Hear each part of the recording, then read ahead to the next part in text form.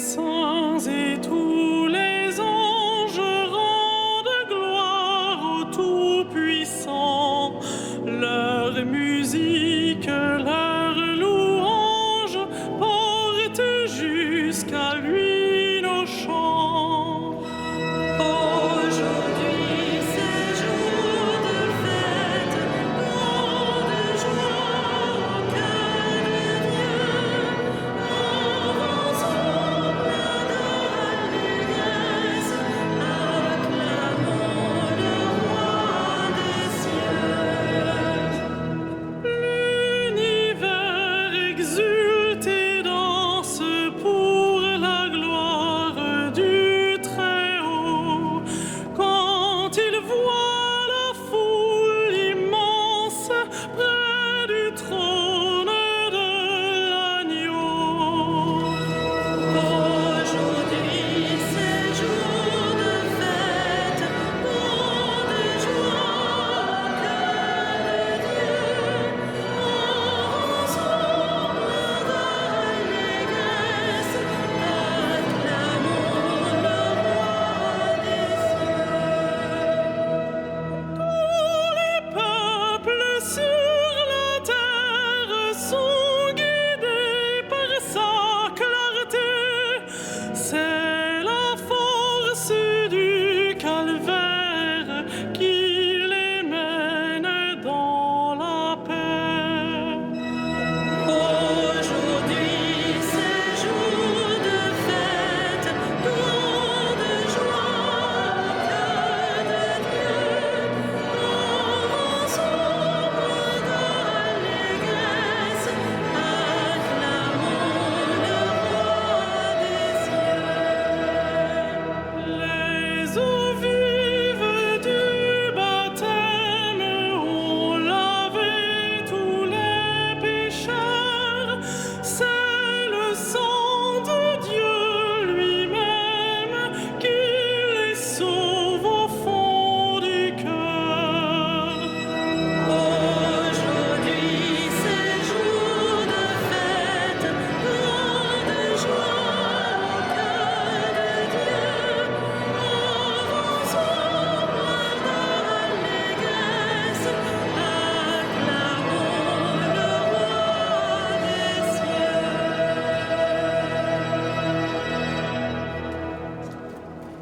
Nous voici réunis au nom du Père et du Fils et du Saint-Esprit.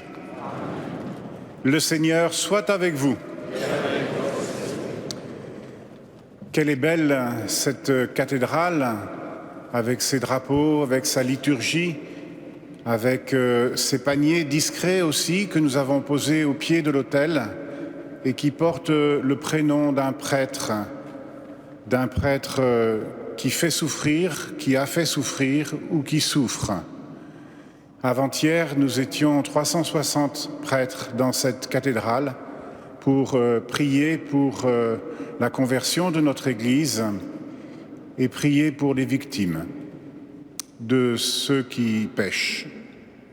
Et aujourd'hui, nous sommes dans l'humilité d'une sublime fête, la fête du Christ roi. Pour que cette fête et que cette liturgie nous touchent de l'intérieur et que nous comprenions ce que Jésus veut dire lorsqu'il est roi, nous entrons dans cette célébration en demandant à l'Esprit Saint de venir consoler nos malheurs, allumer sa lumière dans nos ténèbres et pardonner nos péchés.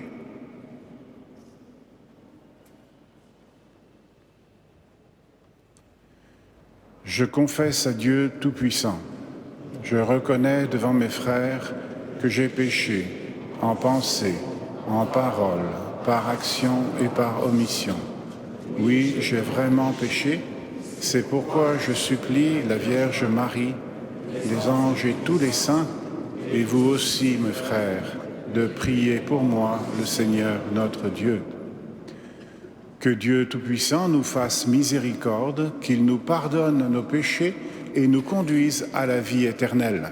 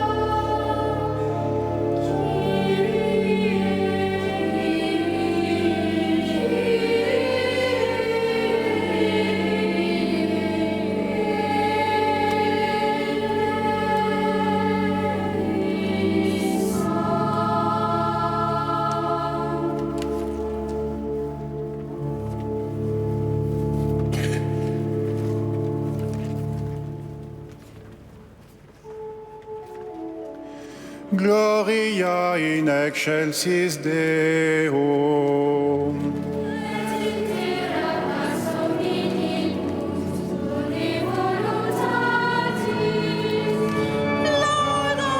Laudamus te.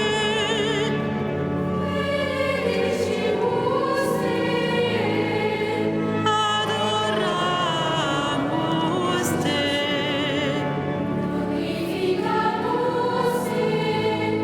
Gratias agimus tibi, propter magnam gloriam tuam.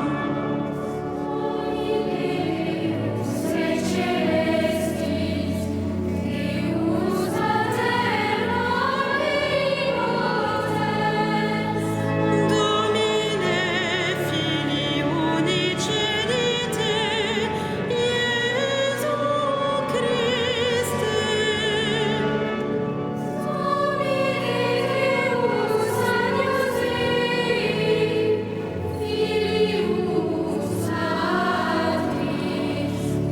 Qui tollis peccata mundi,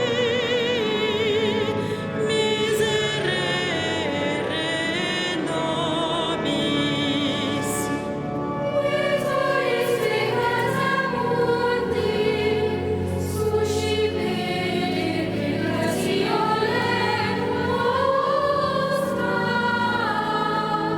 Qui sedes ad dexteram Patris, miserere nobis.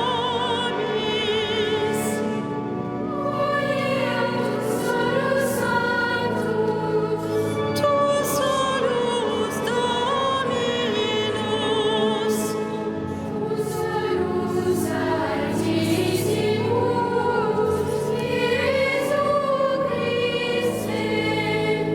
cum Sancto Spiritu, in gloria Dei Patris.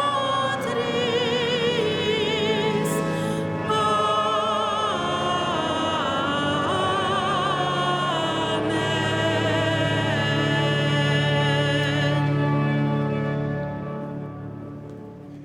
Prions ensemble le Seigneur. Dieu éternel, tu as voulu fonder toutes choses en ton Fils bien-aimé, roi de l'univers. Fais que toute la création, libérée de la servitude, reconnaisse ta puissance et te glorifie sans fin. Nous te le demandons par le Christ Jésus, notre Sauveur et notre Roi, pour les siècles des siècles.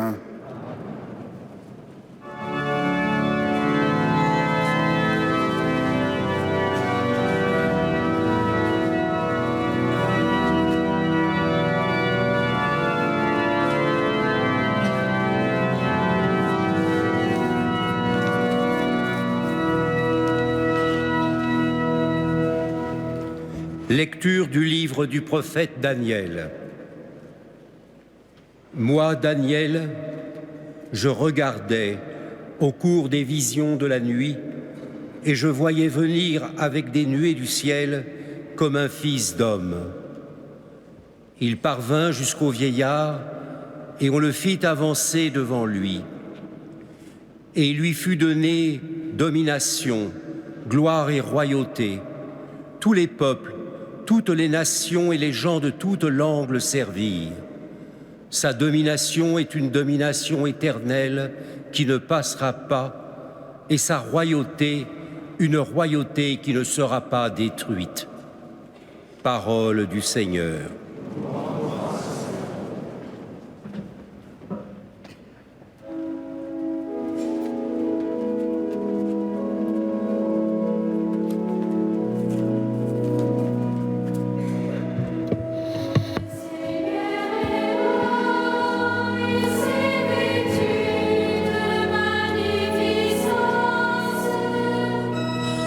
Le Seigneur est roi, il s'est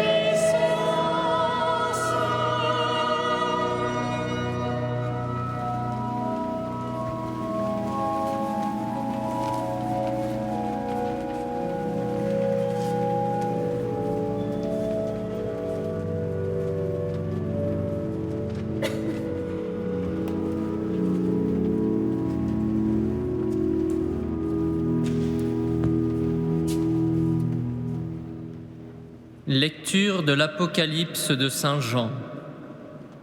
À vous, la grâce et la paix de la part de Jésus-Christ, le témoin fidèle, le premier-né des morts, le prince des rois de la terre. À lui qui nous aime, qui nous a délivrés de nos péchés par son sang, qui a fait de nous un royaume et des prêtres pour son Dieu et Père, à lui la gloire et la souveraineté pour les siècles des siècles. Amen. Voici qu'il vient avec les nuées, tout œil le verra, ils le verront ceux qui l'ont transpercé, et sur lui se lamenteront toutes les tribus de la terre. Oui, Amen. Moi, je suis l'alpha et l'oméga, dit le Seigneur Dieu, celui qui est, qui était et qui vient, le souverain de l'univers. Parole du Seigneur.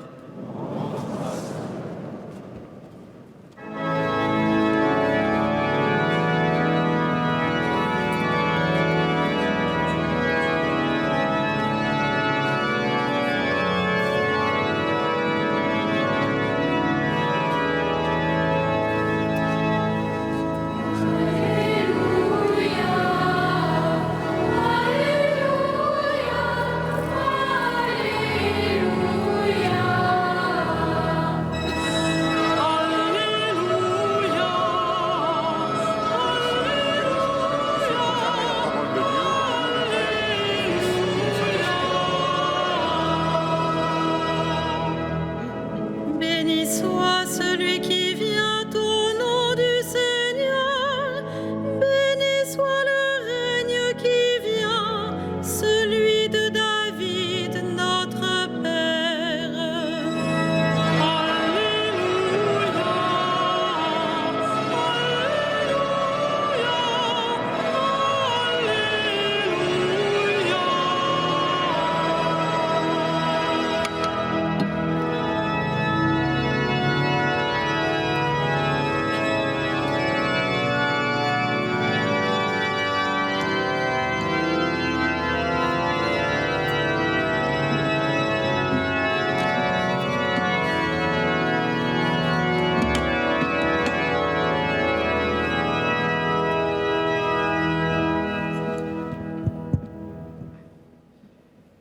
Le Seigneur soit avec vous. Et avec votre esprit. Évangile de Jésus-Christ selon saint Jean. Gloire à toi, Seigneur.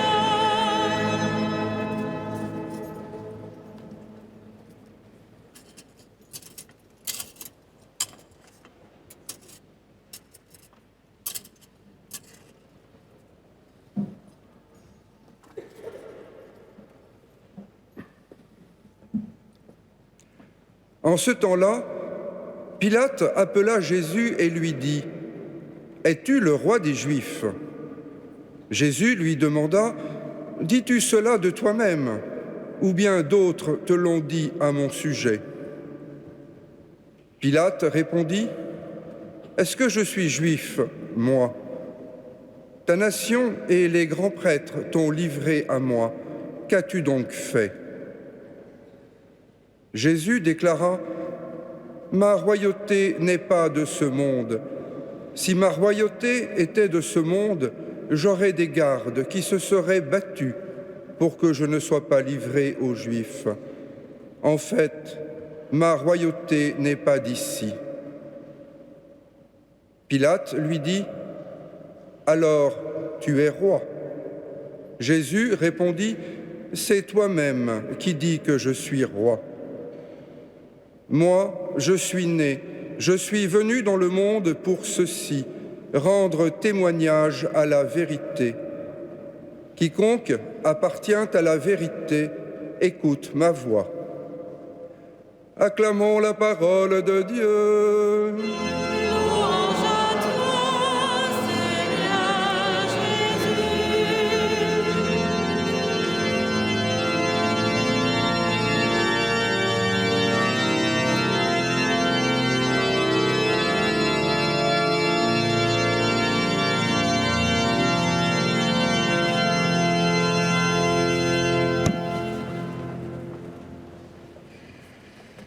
sommes donc, avec toute l'Église du monde entier, convoqués pour célébrer ce Christ roi. Nous clôturons ce soir l'année liturgique et avec un mois d'avance au moins sur l'année civile, nous entrons à partir de dimanche prochain dans un nouveau rythme, dans une nouvelle année liturgique qui nous prépare à Noël. Et tout à l'heure, je voyais déjà dans les rues de Paris des guirlandes et des sapins qui s'échangeaient ou qui se mettaient en place. Déjà, l'esprit de Noël est là, qui contribue peut-être ce soir, qui peut contribuer peut-être ce soir à nous faire percevoir cette espèce de télescopage qu'il y a entre cette préparation de Noël et puis ce texte que nous entendons qui se situe au moment de la passion de Jésus. Et a priori, on est donc sur un moment où on se prépare à célébrer la nativité dans un mois, et on entend de l'autre côté ce texte sur le dialogue entre Pilate et Jésus. Mais peut-être qu'il y a aussi certainement un lien, parce que quand Jésus naît, il y a des mages qui viennent le voir de très loin avec cette question: où est le roi des Juifs?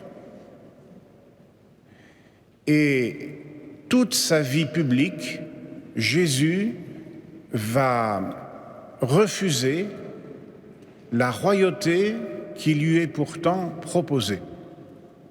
Quand il guérit les lépreux, les malades, quand il fait du bien en Galilée, quand il multiplie le pain, ils veulent le faire roi, et Jésus quitte la foule, s'éloigne, parce qu'il ne veut pas d'une royauté terrestre. Et le seul lieu et le seul moment où Jésus accepte ce titre de roi, c'est lorsque Pilate le mettra au-dessus de sa tête sur la croix.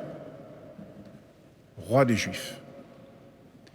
Et donc, la seule royauté que Jésus veut incarner et veut nous transmettre, c'est ce lieu de la croix.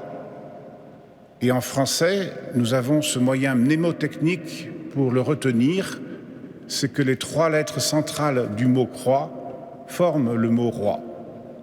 Et c'est le seul lieu et le seul moment où Jésus règne sur la terre. Et cette royauté, elle va mettre, avant d'être exprimée sur la croix, elle va mettre Pilate, c'est le texte que nous avons aujourd'hui, dans une réflexion qui se terminera par « Qu'est-ce que la vérité ?» Et cette réflexion va mettre en face deux personnes, un petit Galiléen de Nazareth et puis le représentant de Jules César ou de l'équivalent dans la Jérusalem. Et ils n'ont pas du tout la même perception de la royauté. La royauté dont va parler Jésus, elle n'intéresse absolument pas Pilate. Et la royauté dont parle Pilate, elle n'intéresse absolument pas Jésus. Car si la royauté que Jésus promeut devait être une royauté terrestre, Jésus n'aurait pas répondu « Si ma royauté était de ce monde, j'aurais des gardes qui se seraient battus pour que je ne sois pas livré. » La royauté de la terre n'intéresse pas Jésus, car la royauté qu'il veut instaurer, c'est une royauté qui n'est pas une théocratie, c'est une royauté qui veut gouverner les cœurs. Et pour cela, Jésus va ouvrir deux perspectives qui n'ont rien à voir avec notre histoire, notamment en France, sur les rois de France, sur ce qu'est pour lui la royauté. La première chose, c'est que Jésus accepte d'être roi, non pas couronné d'une couronne royale, mais couronné de la couronne d'épines. Et il va donc complètement inverser ce que nous percevons, ce que nous croyons, ce que nous savons de ce qu'est la royauté. Et lorsqu'il va laver les pieds de ses disciples quelques heures avant d'être en face de Pilate, il va leur dire « Vous m'appelez Maître et Seigneur et vous avez raison, parce que je le suis. Mais si donc moi, le Maître et le Seigneur, je me mets à votre service, à vos pieds, pour vous laver les pieds, faites de même. » C'est une royauté de kénose. Ça veut dire une royauté d'abaissement. Jésus règne dans le cœur de son Père, il descend sur la terre, premier abaissement, et il m'entre dans la mort par la souffrance de la croix, deuxième abaissement, deuxième kénose. Et c'est comme cela que Jésus veut être pour l'éternité dans toutes nos églises, sur tous les crucifix, le roi des Juifs. Mais pour que cette royauté royale, cette royauté de kénose de Jésus aille jusqu'à nous, il fallait que Jésus passe par cette souffrance et nous fasse comprendre que sa royauté à lui, il nous la donne. Il veut gouverner notre cœur. Lorsque Pilate lui dit « Alors tu es roi », Jésus lui répond « Je suis né, je suis venu dans le monde pour ceci, rendre témoignage à la vérité. Quiconque appartient à la vérité, écoute ma voix. » Jésus ne veut pas forcer Pilate sur un chemin qu'il n'est pas prêt à ce moment-là de sa vie de vivre. La foi que Pilate ou nous, même si on n'est pas Pilate, pouvons avoir en Jésus ne peut pas venir de l'extérieur comme une contrainte. La foi que nous posons en Jésus, elle ne peut s'imposer que de l'intérieur. Et elle s'impose à nous quand elle est perçue, cette foi, comme la vérité. Mais pas n'importe quelle vérité. Pas une vérité subjective qui fait qu'il y a 10 personnes dans une salle et qu'il y a 10 vérités. Pas comme une vérité philosophique qui se démontre et qui s'acquiesce. Pas comme une vérité qui humilie ceux qui ne pensent pas comme nous, mais une vérité qui est une personne. Une vérité personnelle. La vérité n'est pas un concept, la vérité est une personne. Jésus, je suis le chemin, la vérité et la vie. Et cette vérité personnelle, Jésus lui-même nous dit que nous appartenons à la vérité dans le texte que nous venons d'entendre. Quiconque appartient à la vérité, écoute ma voix. Eh bien, nous appartenons à la vérité. La vérité ne nous appartient pas. Nous ne détenons pas la vérité, c'est la vérité qui nous détient. Mais nous tenons à la vérité. Et nous tenons à la vérité quand nous nous laissons habiter par ce mystère de la kénose du Christ, du don de l'Esprit Saint qu'il fait et de cette révélation qu'il nous donne de son Père. Plus nous croyons en Dieu, plus nous sommes dans la vérité et la vérité nous rend libres. Cette fête du Christ roi veut peut-être nous dire que justement, plus nous sommes dans l'obéissance spirituelle à Jésus, à Dieu, plus nous sommes des êtres libres, car la vérité rend libre et nous appartenons à la vérité. Ça veut dire que nous appartenons à Dieu. Ça veut dire que nous venons de l'amour. Ça veut dire que nous sommes programmés pour l'amour. Ça veut dire que nous accomplissons la plénitude de notre humanité que lorsque nous obéissons à celui qui est l'amour. Et bien que cette fête de la royauté de Jésus, à quelques jours, à quelques dimanches de la fête de Noël, nous donne ce désir d'obéir dans le sens où Jésus lui-même a obéi à son Père et que dans la vérité qu'il a montrée à Pilate et au monde, c'était l'homme le plus libre qui soit, alors qu'il était le plus petit et le plus humilié qui soit. Amen.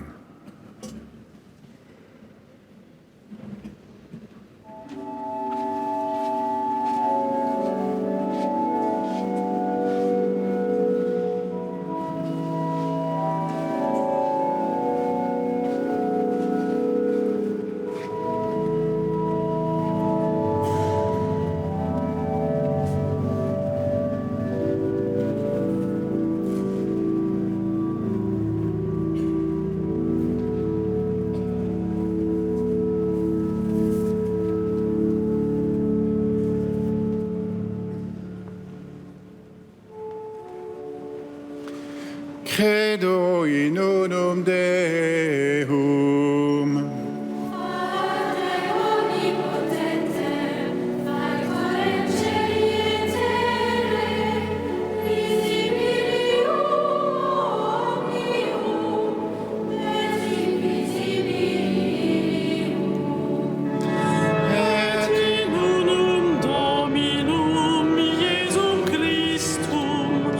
Filium Dei unigenitum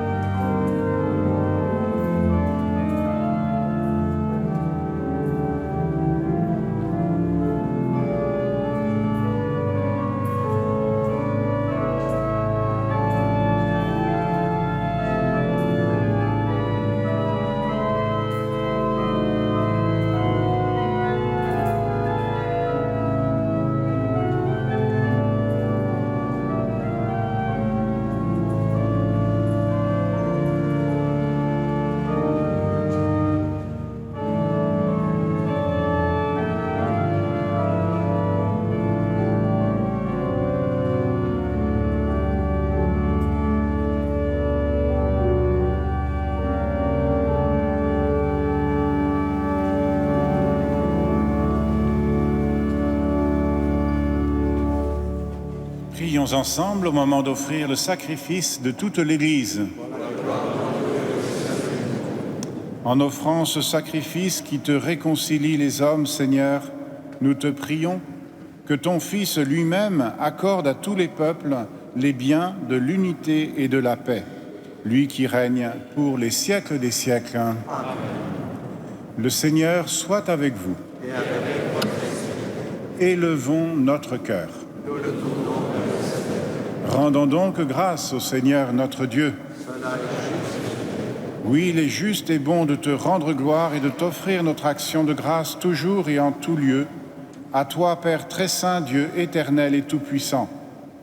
Tu as consacré prêtre éternel et roi de l'univers, ton Fils unique, Jésus-Christ, notre Seigneur, afin qu'il s'offre lui-même sur l'autel de la croix en victime pure et pacifique, pour accomplir les mystères de notre rédemption, et qu'après avoir soumis à son pouvoir toutes les créatures, il remette aux mains de ta souveraine puissance un règne sans limite et sans fin, un règne de vie et de vérité, un règne de grâce et de sainteté, un règne de justice, d'amour et de paix.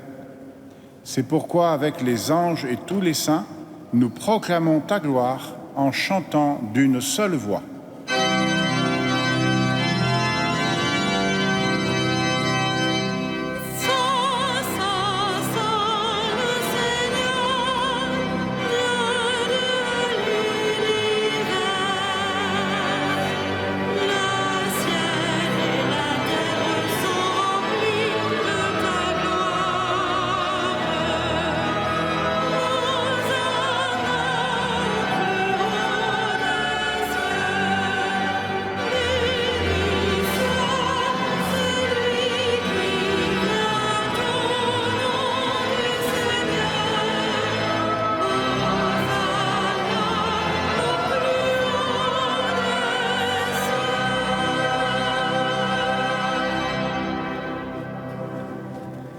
Oui, tu es vraiment saint, Dieu de l'univers, et toute la création proclame ta louange, car c'est toi qui donnes la vie, c'est toi qui sanctifies toutes choses, par ton Fils Jésus-Christ, notre Seigneur, avec la puissance de l'Esprit Saint. Et tu ne cesses de rassembler ton peuple, afin qu'il te présente partout dans le monde une offrande pure. C'est pourquoi nous voici rassemblés devant toi, et dans la communion de toute l'Église, en ce dimanche, premier jour de la semaine, nous célébrons le jour où le Christ est ressuscité d'entre les morts.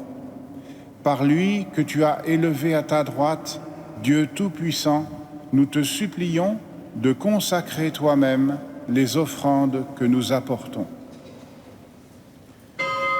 Sanctifie-les par ton esprit pour qu'elles deviennent le corps et le sang de ton Fils, Jésus-Christ notre Seigneur, qui nous a dit de célébrer ce mystère. La nuit même où il fut livré, il prit le pain.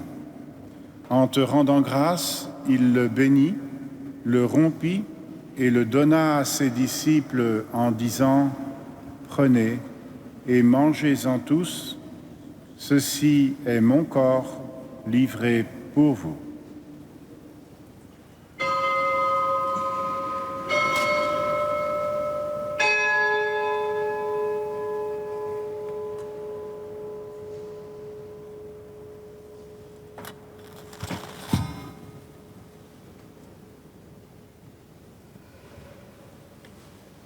De même, à la fin du repas, il prit la coupe. En te rendant grâce, il la bénit et la donna à ses disciples en disant « Prenez et buvez-en tous, car ceci est la coupe de mon sang, le sang de l'alliance nouvelle et éternelle, qui sera versé pour vous et pour la multitude en rémission des péchés. Vous ferez cela en mémoire de moi. »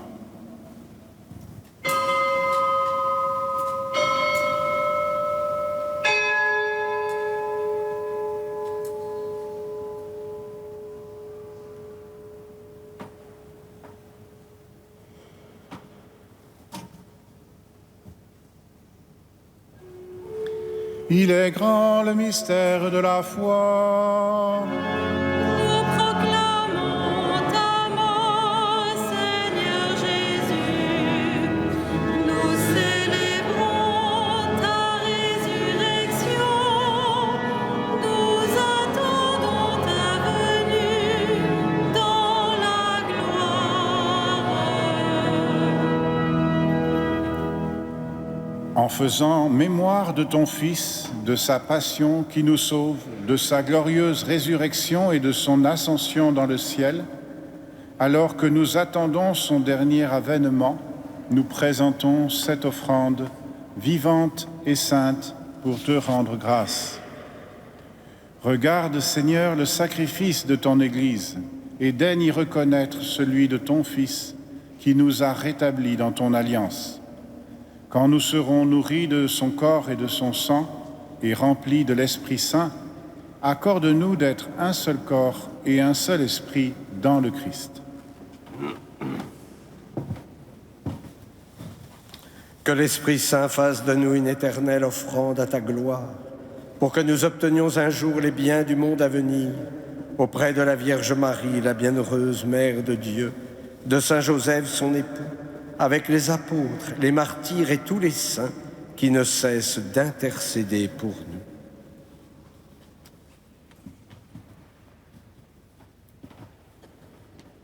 Et maintenant, nous te supplions, Seigneur, par le sacrifice qui nous réconcilie avec toi, étends au monde entier le salut et la paix. Affermis la foi et la charité de ton Église au long de son chemin sur la terre.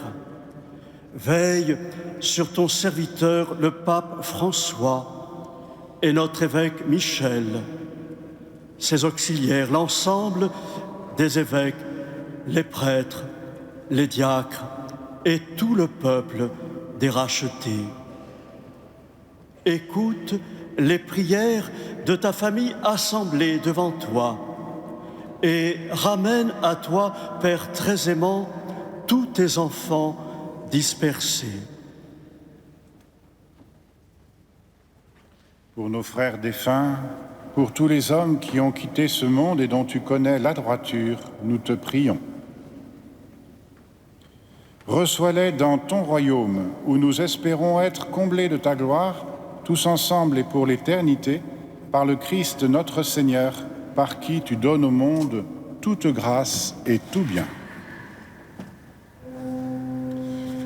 Par lui, avec lui et en lui.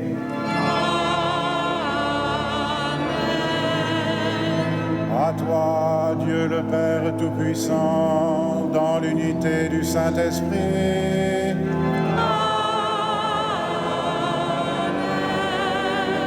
Tout honneur et toute gloire pour les siècles des siècles.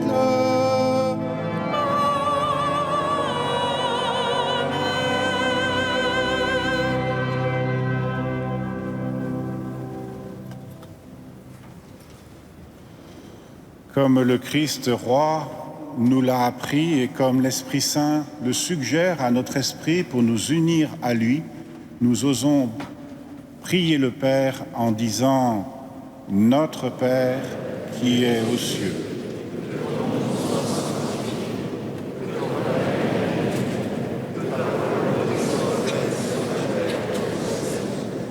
Donne-nous aujourd'hui notre pain de ce jour.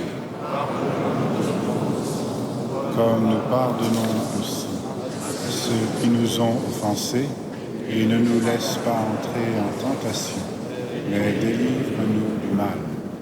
Oui, délivre-nous du mal, Seigneur, et donne la paix à notre temps. Dans ta miséricorde, libère-nous du péché, rends-nous forts devant les épreuves, en cette vie où nous espérons le bonheur que tu promets, l'avènement glorieux de Jésus-Christ, notre Sauveur.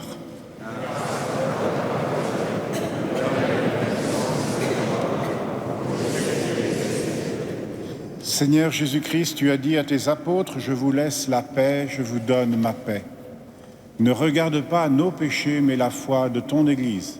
Pour que ta volonté s'accomplisse, donne-lui toujours cette paix et conduis-la vers l'unité parfaite toi qui règnes pour les siècles des siècles. Amen. Que la paix du Seigneur soit toujours avec vous. Dans la charité du Christ, donnez-vous la paix.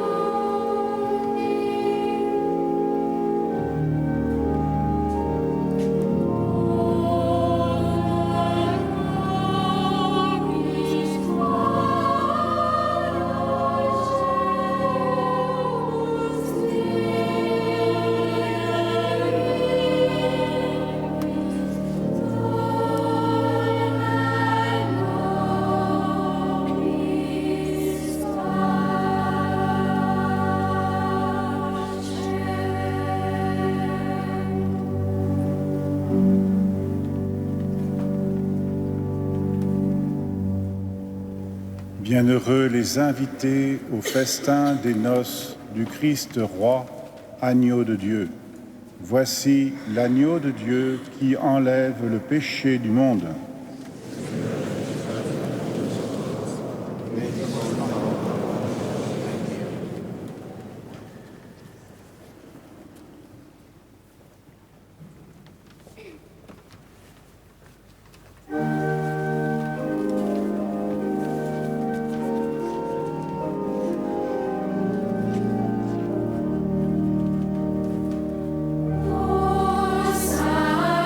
Salutari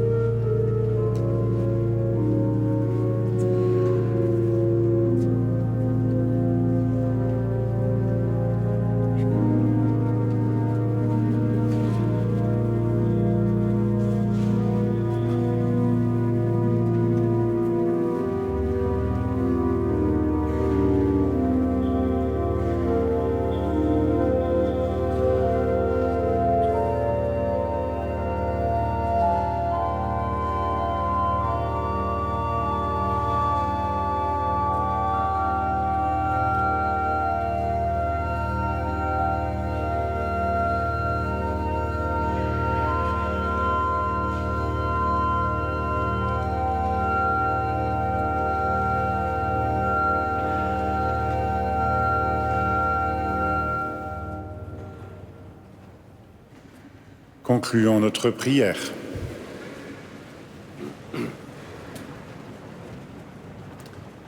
Après avoir partagé ce pain de l'immortalité, nous te prions, Seigneur, nous mettons notre gloire à obéir au Christ, roi de l'univers, fais que nous puissions vivre avec lui éternellement dans la demeure du ciel, lui qui règne pour les siècles des siècles.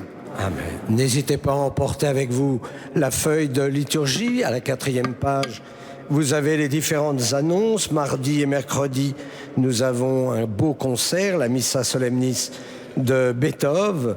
Et puis samedi prochain, nous accueillons la communauté polonaise, puisqu'ils fêtent leur 100e anniversaire de l'indépendance de leur pays, et ça sera l'occasion de bénir la chapelle restaurée qui se trouve dans le déambulatoire où il y a l'icône de Notre-Dame de Czestochowa. Et puis, samedi soir, nous bénirons la crèche. Nous avons aussi un peu d'avance. Je ne sais pas pourquoi, mais enfin, la crèche est déjà là, mais elle n'est pas encore éclairée. Elle est dans la pénombre.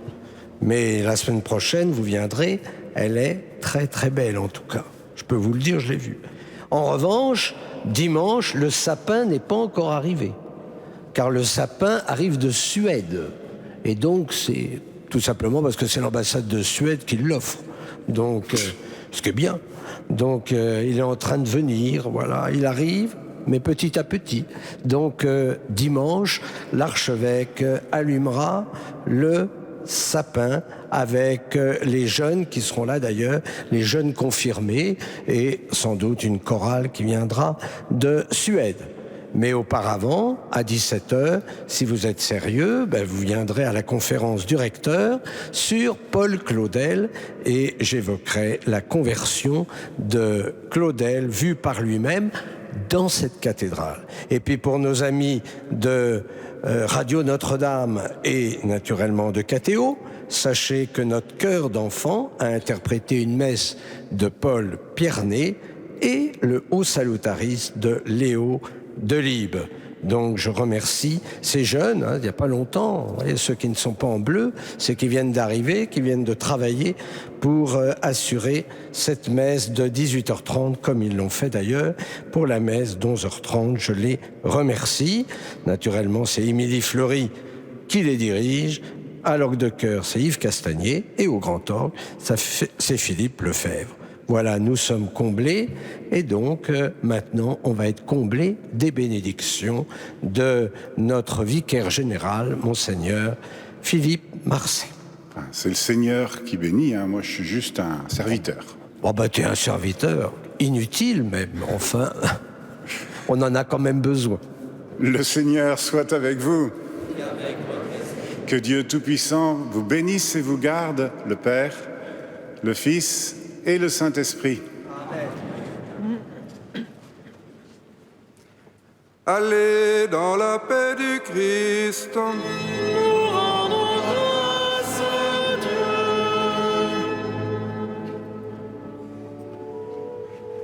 Salve Regina.